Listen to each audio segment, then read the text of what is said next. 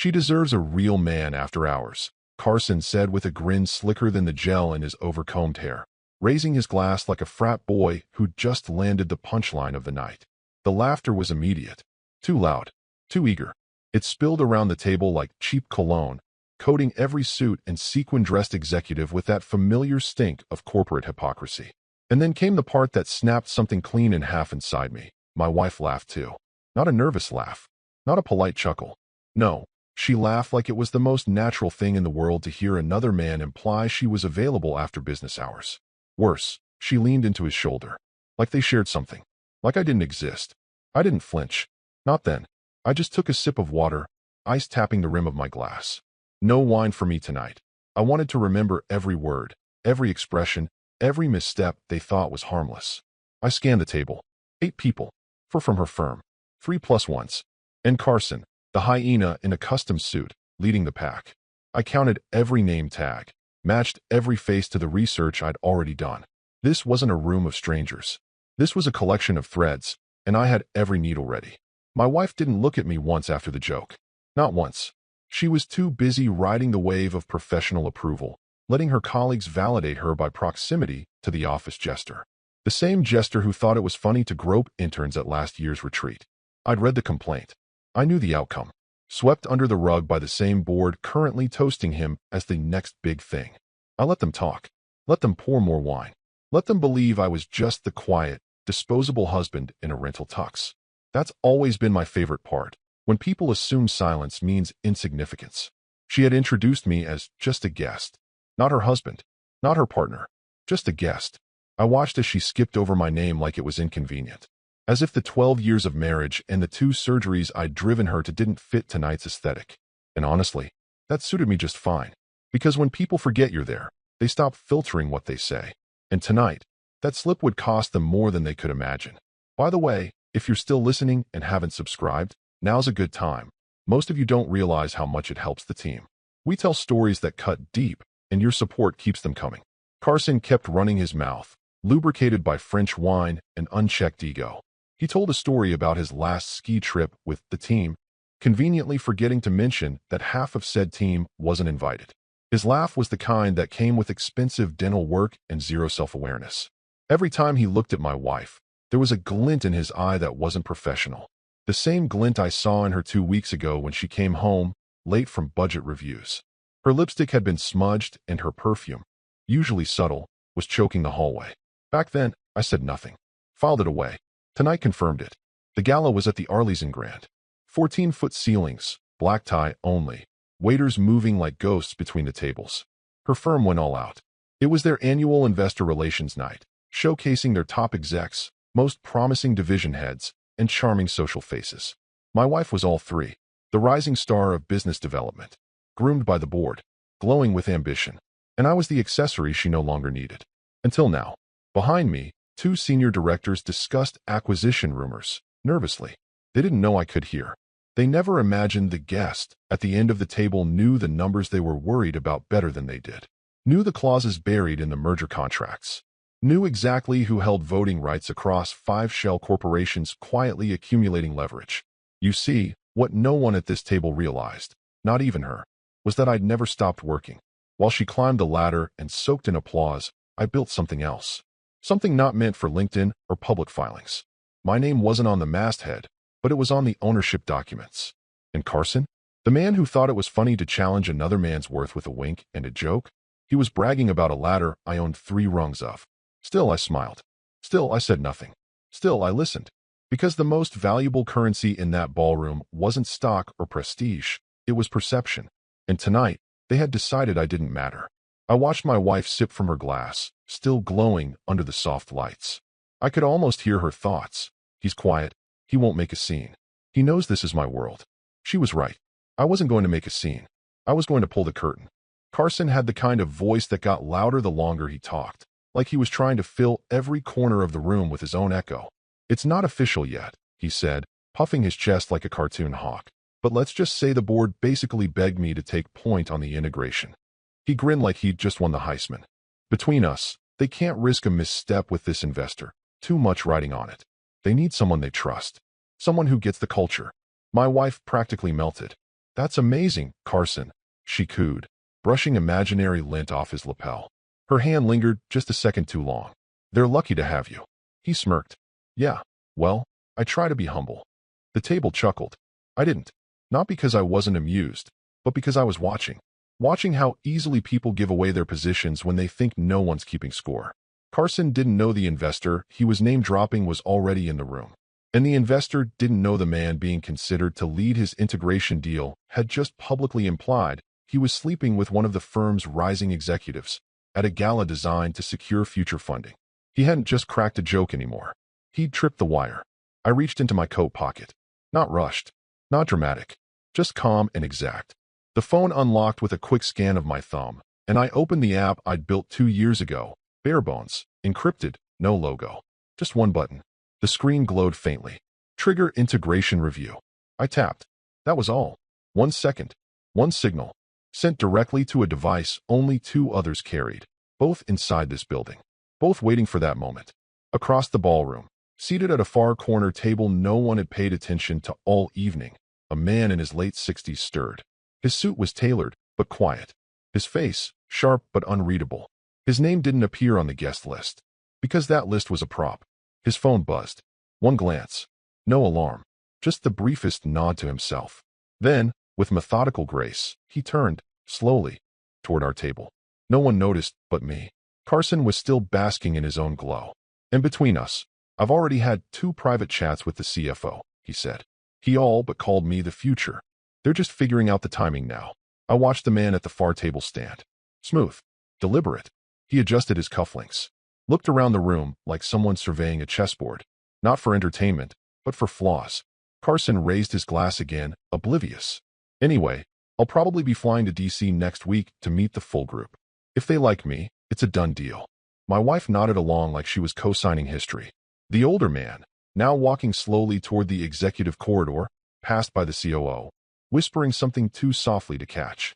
The COO stiffened, checked his phone. Carson kept talking. Honestly, I think they're just waiting to make sure the team is clean. No drama. No perception issues. Once we pass optics, it's game over. Oh, Carson, you sweet, arrogant idiot. He didn't realize the optics were already shattered.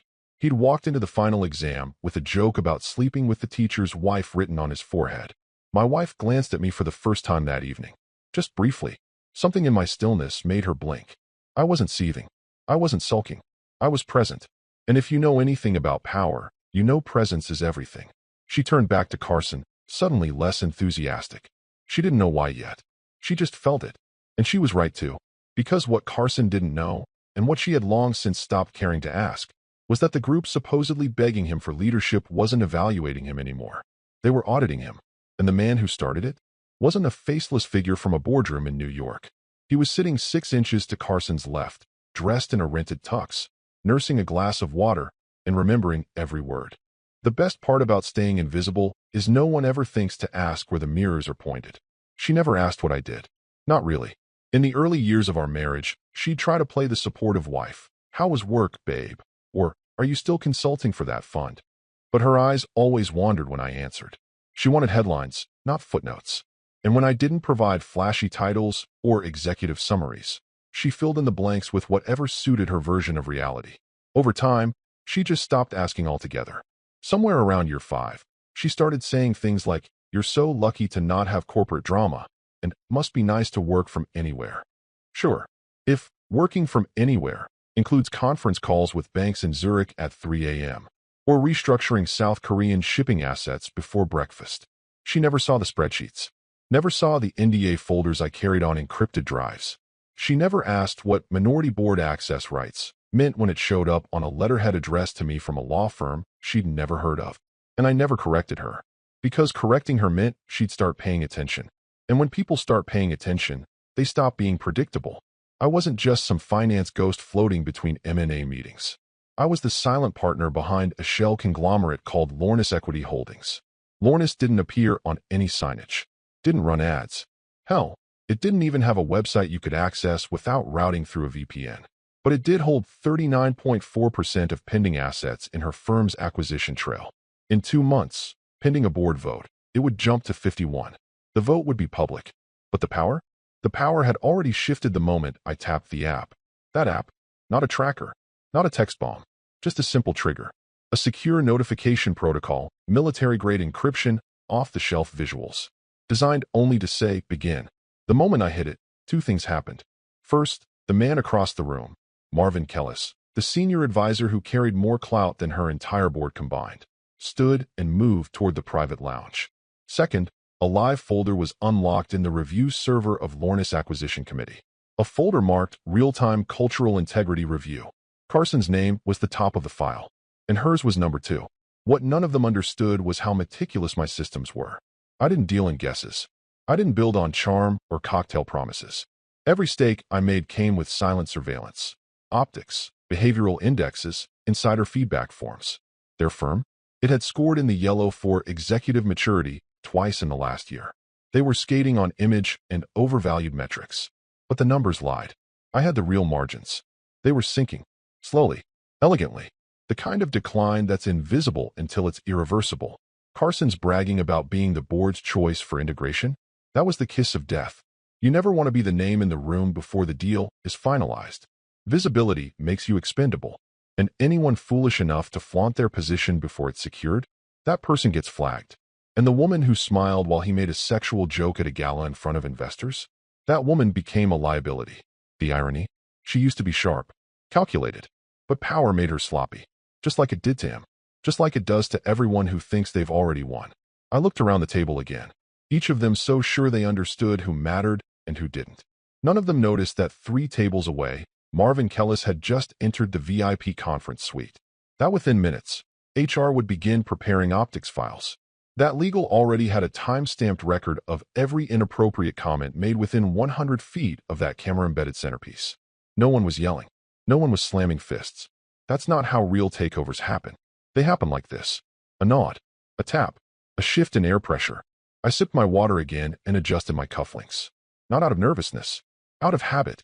The threads in my jacket were tailored to the millimeter, just like the clauses I'd hidden in Section 8B of the acquisition paperwork. They'd never see it coming, because in their eyes, I wasn't even in the game. Just a guest, just a ghost, the kind that haunts boardrooms and balance sheets. It happened midward. Carson was knee-deep in another tale about how indispensable he was to the merger, how he'd single-handedly stabilized the New Haven office by threatening to pull funding from a misaligned R&D initiative, whatever that meant. It was all noise to him, but the table ate it up like gospel. That is, until the COO passed behind us. Not directly, not obviously, but just close enough for Carson to catch the movement. And then the shift. The COO, a composed woman in a deep navy dress and the kind of posture you only earn from 20 years of crisis mitigation, slowed as she passed our table. Her eyes flicked sideways for the briefest second and locked. Not on Carson, not on my wife, on me. A half-beat pause, then a full stop. She blinked, looked again. Her lips parted just slightly, not surprise exactly, more like recalibration. Then she turned sharply and leaned in to whisper to a junior executive behind her. And that's when it started unraveling. The junior exec stood like a puppet yanked by an unseen string and walked briskly toward the lounge doors at the far end of the ballroom. Eyes forward. No detours. Carson hesitated. "What's that about?" he asked no one in particular. But no one answered. Because just then, the older man from across the room, the one no one had noticed earlier, rose from his seat. Not rushed. Not dramatic. A quiet elegance. The kind that draws attention only from those who know what that kind of elegance costs. He brushed a lint thread from his sleeve, turned in our direction, and began walking.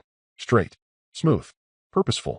And then, right before he disappeared behind the velvet curtain separating the main hall from the executive suite, he turned his head, looked directly at me, and nodded once. I returned the gesture. Not a smile, not a bow, just acknowledgement. Like 2 men shaking hands across a chessboard that no one else could see. Carson saw it, and for the first time that evening, his voice faltered. "Wait, what just happened?" he mumbled, his smirk cracking at the edges. My wife glanced between us, her brow furrowed. "Who is that?" she whispered, confused, trying to keep her voice light, like this was just another gala curiosity. Her eyes scanned my face, searching for reassurance. Or maybe denial. I gave her neither. I let the silence stretch. Let the atmosphere settle into discomfort. Let her feel, for once, how it felt to be excluded. Then came the click of polished shoes behind us. Her CEO, not the firm's VP, not the head of communications, The actual CEO. 6'2", salt and pepper hair, a face worn into permanent gravitas. He didn't look at her when he approached, didn't greet the table. He locked eyes with me, gave the smallest nod, professional, restrained, then turned to the table at large and said, flatly, "Apologies for the interruption." Everyone quieted. Even the violins near the stage seemed to hush.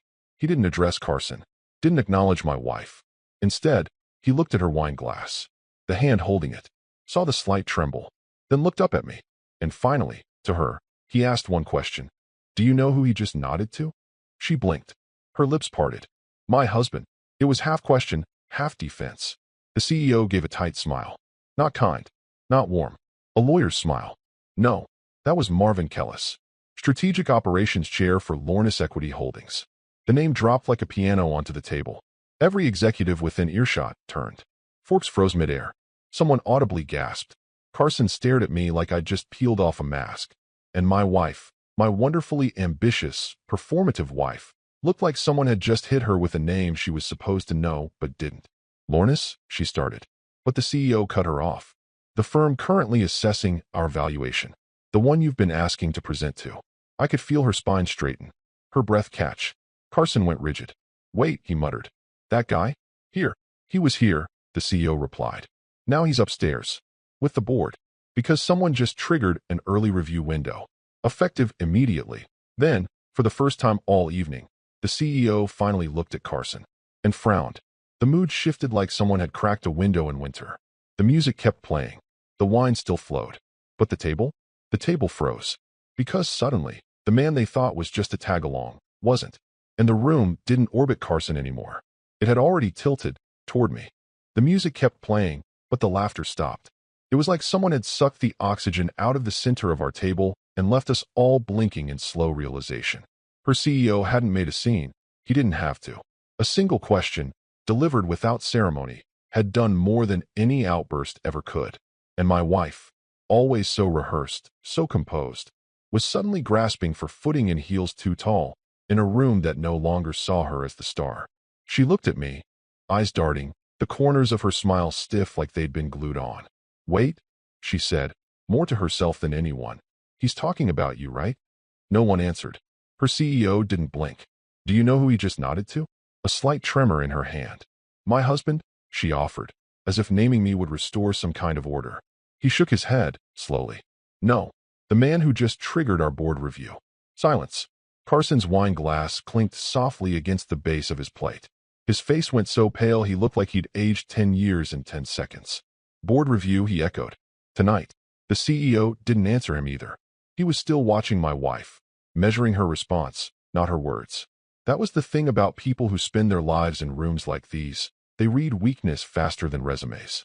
And right now, she looked like a freshman standing in front of a panel she never studied for. She turned to me again, whispering sharply, "What did you do?"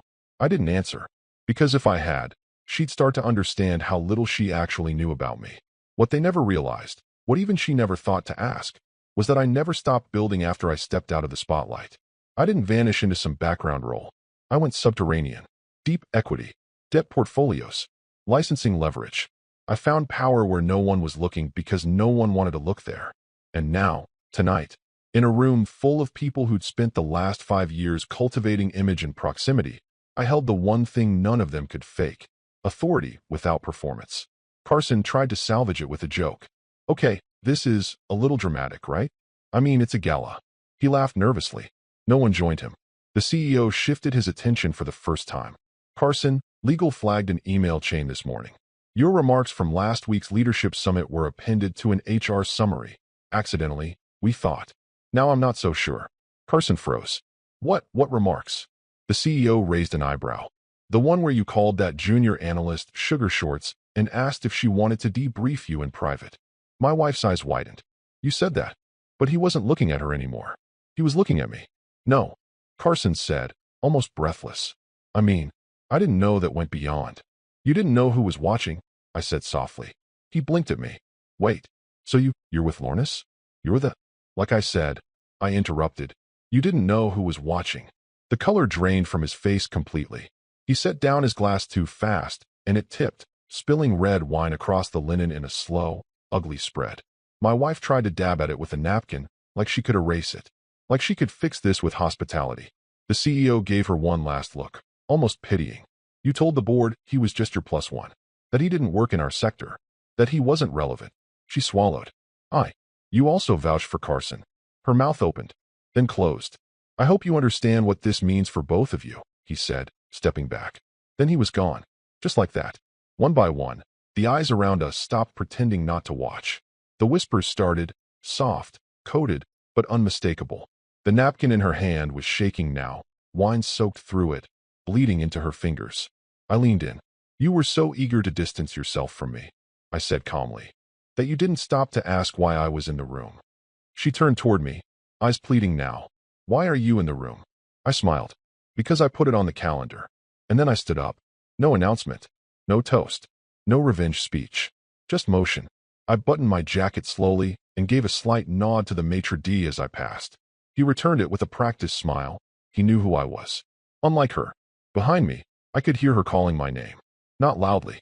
Not yet. But that would come. Soon. In the ballroom, nothing seemed wrong. The chandeliers still glowed like champagne frozen mid-pour. The waitstaff still danced between tables with trays of canapés and polished smiles. The quartet played a piece from Vivaldi, and guests chuckled at polite anecdotes about overseas retreats and IPO dreams. On the surface, the gala floated on like a perfect illusion. But underneath, the wires had started buzzing. Upstairs, in the executive suite, behind the double doors where laughter never dared enter, the boardroom monitors lit up with a synchronized sequence of alerts. Each board member's private terminal pinged at once. Not a group email, not a broadcast, a priority level, encrypted signal. Internal, pipeline review, trigger level 3. Recommendations loaded in real time. Carson's name, highlighted in amber. Below it, public conduct concerns. Reevaluate suitability for integration leadership. Potential conflict with investor relations. Attached was a 14-second video clip, time-stamped, from the ballroom security feed. It showed Carson raising his glass and delivering his line. She deserves a real man after hours, with her laughing beside him, her leaning into his shoulder, her wine glass raised in unison. No context, just behavior, just optics. Below the footage, recommendation, suspend pending promotion. Initiate informal review. 2 seconds later, her name appeared, not in amber, in red. Proximity risk to flag leadership candidate.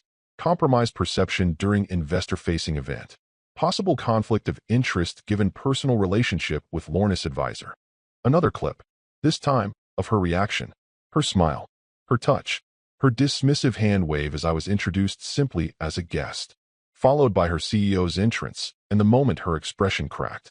No commentary, no editorializing, just the footage. And beneath that, leadership maturity under question. Meanwhile, down below, Carson was trying to restart a conversation, any conversation. Something about Q1 projections, hoping to redirect the mood. No one bit. The murmurs had started at the edges of the room. VPs looking at their phones, then at the table, then quietly excusing themselves to take calls that weren't calls. It was the corporate version of rats checking lifeboats. Then Carson's phone buzzed. He fumbled for it, still talking, trying to sound relaxed. When he saw the sender ID, Corp OPS priority internal, he went quiet. His fingers hovered above the screen, then slowly set the phone face down on the table. He didn't open it. Neither did she. Her phone buzzed next, vibrating against the polished wood. She glanced down, froze. One buzz, then another, then a third. Her eyes didn't move from the screen, but she didn't unlock it either. Because somewhere deep inside, she already knew. The older man, Marvin, had vanished from the room 10 minutes earlier. No goodbyes. No trail. Just gone, like smoke off a mirror. He didn't need to stay, because the machine was already moving. I was halfway to the exit when I saw the next wave hit. The COO discreetly entered the ballroom again and began making quiet rounds, first to a table of junior executives, then to a cluster of portfolio heads. Each exchange was brief.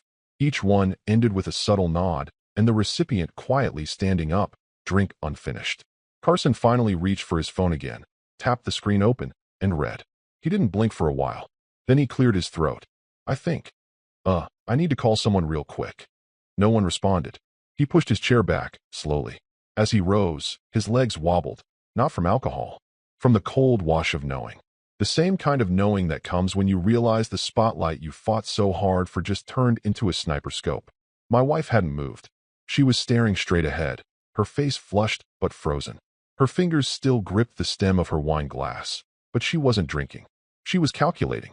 Too late. Because the review wasn't coming. It had already begun. She turned toward me again, like maybe I'd stayed close enough to fix this. Like maybe this was just one of my silent little games. But I wasn't there. I was gone. And in my place? Just the seat. Empty. Waiting. Like something had been removed on purpose. The table that once roared with laughter began to die in pieces. Not with a crash, but with careful, practiced exits. The first to go was Lauren Kim, senior strategy officer, whose laugh had rung a little too hard at Carson's joke earlier. She checked her phone, widened her eyes just slightly, then offered a plastic smile. Just going to check on the dessert arrangements, she mumbled as she stood. No one stopped her. Then came Marcus from M&A. Need to call the driver, he said, not even pretending to make eye contact. Then two more, then three. Their chairs scraped softly as they left behind half-finished glasses and untouched plates, like animals fleeing a forest minutes before the fire hits. There wasn't panic, just urgency disguised as etiquette. My wife tracked each of them like she was watching her social capital hemorrhage in real time. Her hand tightened around her napkin so hard it wrinkled like a crushed receipt. She leaned toward me finally, her voice sharp but hushed. What did you do?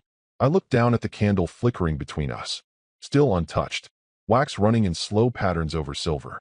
The flame curved in one direction, small draft. People moving. Doors opening. Tables clearing. I said nothing. What did you do? She asked again, this time with less confidence, like even she didn't believe the words carried weight anymore. I looked up at her slowly, met her eyes. Not angry, not smug, just calm. The kind of calm that doesn't need to speak, because everything has already been said, just not out loud. Across from us, Carson pulled out his phone again, the same one he'd been dodging for the past 10 minutes. His thumbs hovered before tapping into his email. Then he froze. Why is legal CC'd on this? He muttered to no one. His forehead beaded with sweat. He pulled at his collar. Then he started scrolling faster, like if he moved quickly enough, he could scroll out of reality. Then, behind him, heels on marble, the COO had returned. This time she didn't circle the room. She came straight to our table. Mr. Taylor. Ms. Heron, she said, crisp but not unkind. We need a quick word. Upstairs. She didn't wait for them to process it. She simply stepped aside, expecting motion. Carson stood, nearly knocking his chair into the next table. His jaw opened, but nothing came out. My wife blinked like she'd been slapped mid-dream. She turned to me again, this time whispering like it might still be salvageable. Please, she said, tell me what's happening. Still, I said nothing. Because at that point, she already knew. She just hadn't admitted it to herself. She stood slowly, trying to save face, adjusting her dress, composing a smile that now looked like it had been painted on with shaking hands.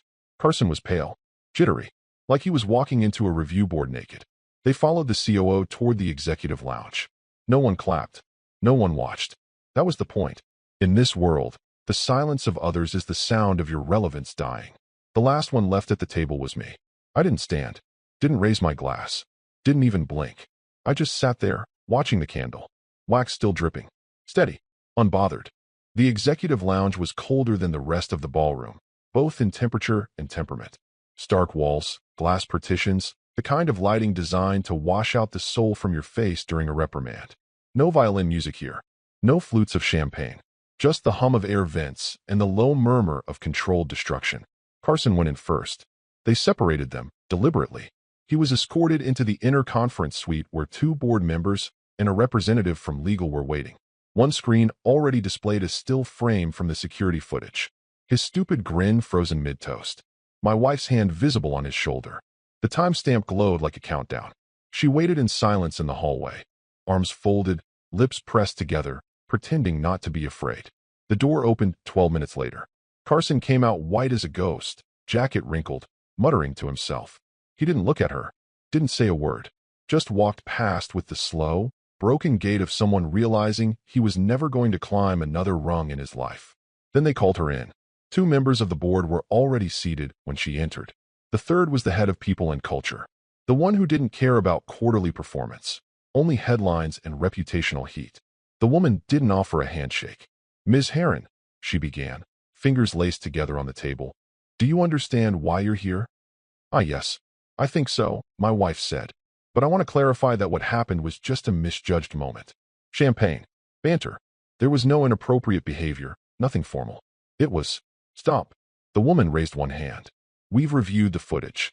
Not just the security feeds, but the dozens of phones that caught the toast, including the ones uploaded to internal Slack threads. The joke was inappropriate. The laughter was reinforcing. You leaned into it.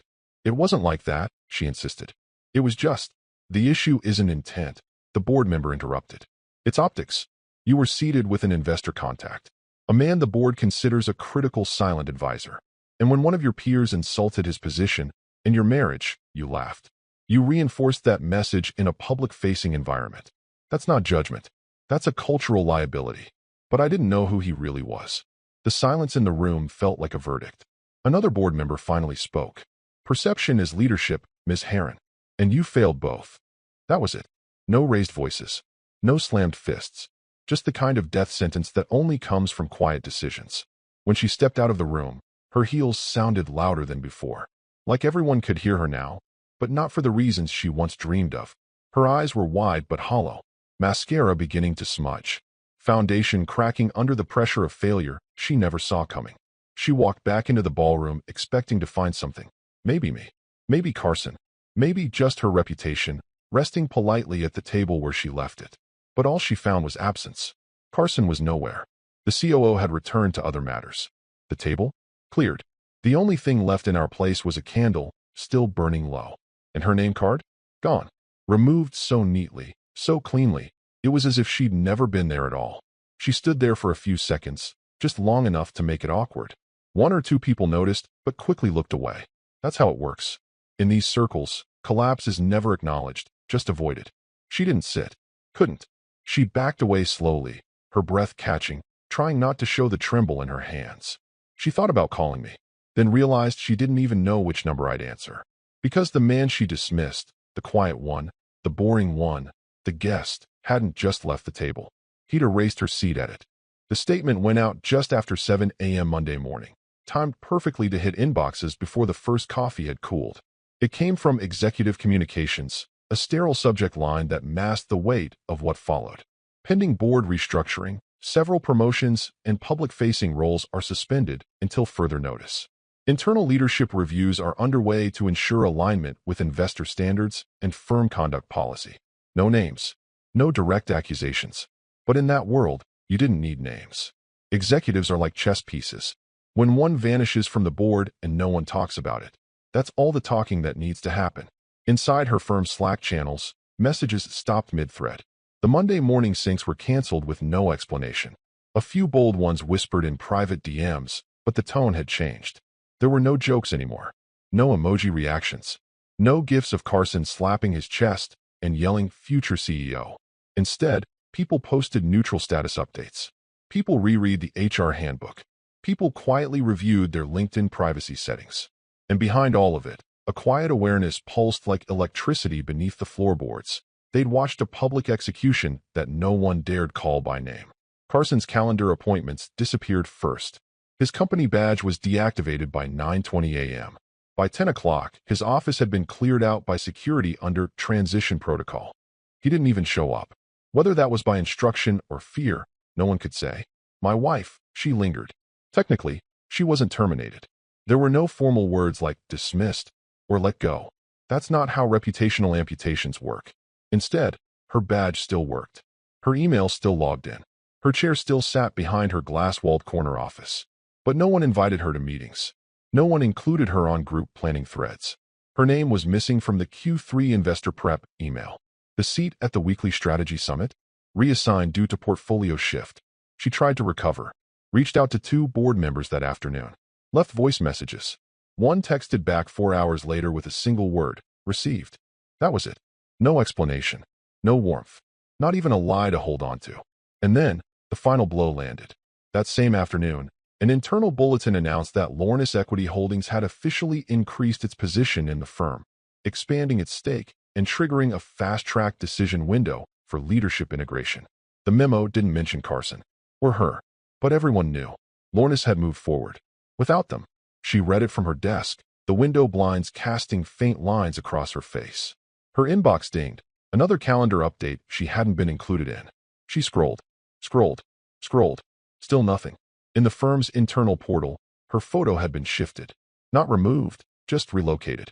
Lower down, below the fold, under a new category, Legacy Project Leads. She wasn't fired. She was ghosted, corporate style. Erased with precision. No funeral. No flair. Just absence. Later that day, she ordered lunch like usual. Tried to pretend nothing had changed. Sat alone in the rooftop garden, phone in hand, waiting for someone, anyone, to text her something normal. Nothing came. She looked out over the city she once called her kingdom, her empire of curated respect. Her name had been printed in magazines. Her face had been on panels. She'd once walked through these halls like she couldn't be touched. Now, the only ones speaking her name were the ones whispering about how fast she'd fallen. No one mentioned me.